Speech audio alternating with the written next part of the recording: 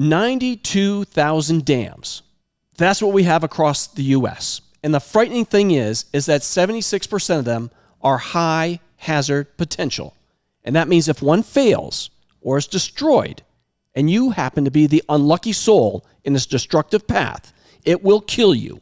It will kill your family. It will kill your animals. It will kill your plants and gardens and anything else in its way. 76%. So chances are you live next to one of these dams and you may not even know it. Look at all these dots. Each one of them is a dam, and most are just waiting for an accident to happen.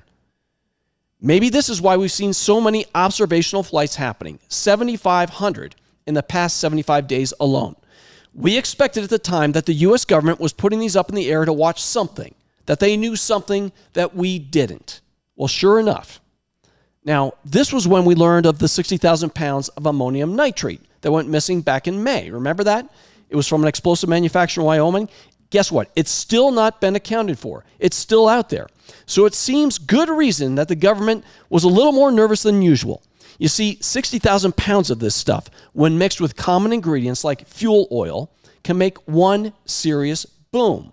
Or if it was divvied up, make several serious booms. It's the same stuff that McVeigh used on the federal building in Oklahoma City, except 60,000 pounds is 12 times more than he used. And because those explosive ingredients went missing in the West, we've especially been busy keeping our eyes and ears open out here. And not just me and the community, but the government has been too. And they've been especially watchful over our dams out here. Most of you know that I live out in western northern Nevada, right next to the California border. And with the help of some inside information, local intel, I've been watching one dam out here in particular, the Oroville Dam. It's in Northern California in the Sierra Nevada. You see, folks, at 770 feet high, the Oroville Dam is the tallest dam in the entire United States. It's served mostly for water supply, hydroelectricity, flood control, etc. The dam holds back Lake Oroville. It's the second largest reservoir in California, and it's capable of storing more than 3.5 million acre feet of water. And storing water it has. This year's record snow out west and now the ensuing melt has left Lake Oroville surging. And it's just hit the highest it's been, the fastest it's been compared to as many years' data as I could find. Look at this chart just showing the water level race to the top. So the scary question that you're led to now is this.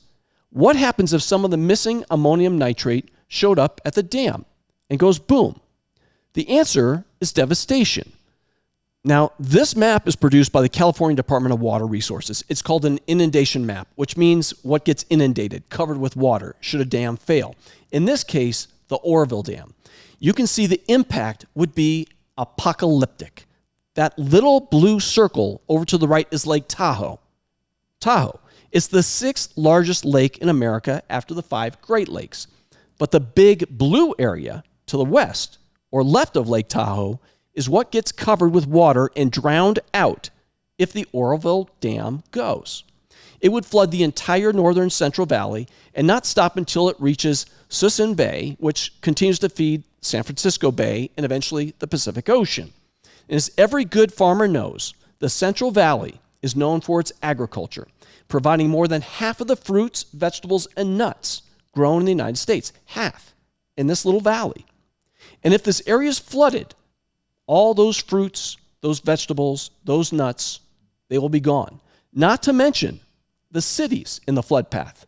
Oroville, Thermalito, Palermo, Biggs, Gridley, Live Oak, Colusa, Yuba City, Olivehurst, Arbuckle, Williams, Wheatland, Woldnet, Rio Vista, Davis, and even the California's capital of Sacramento. By my count, we're talking over 2 million people. I'm not kidding. Do the math. Now, by now, you might be thinking I've completely lost it, and that's entirely possible. But tell me first, why then, as I was researching the situation and came across the National Inventory of Dams website, it's maintained by my friends at the U.S. Army Corps of Engineers, why did the website greet me with a warning? A warning. a common warning that said the site was for official government use only and that my actions on the site were being monitored. It seems like I'm not the only one that's paranoid. It seems that someone else thinks maybe someone is casing our dams. The government clearly suspects something's up. Otherwise, why would they try to scare site visitors off by telling me they're watching me? They're watching my every keystroke. So here we are. The warning signs are there. I only talked about one of the 92,000 dams that are out there. So if I were you, I'd look into this where you live. Are you in danger of something bad happening to one of these dams? What about some other critical infrastructure? Maybe it's not a dam. Is your go bag ready? Is your car filled up with gas in case you need to skedaddle? Do you know which way you'd go to get out of Dodge? Or will those roads be underwater? How much time do you have? I don't have the answers for you, folks. Only you do. But use this time to get your plan together in case you need it, because that's what prepping's about. So tell me, what do you think, Wolfpack? Where do you think we are most vulnerable? Do you see anything out of place where you're at? Tell me. Tell me what you think with your comments below, and then share this video with someone that needs to hear it. And if you haven't already, make sure you subscribe, you turn your notification bell on, and hit that like button. Until next time, be ready, be strong, be alert, and keep on prepping.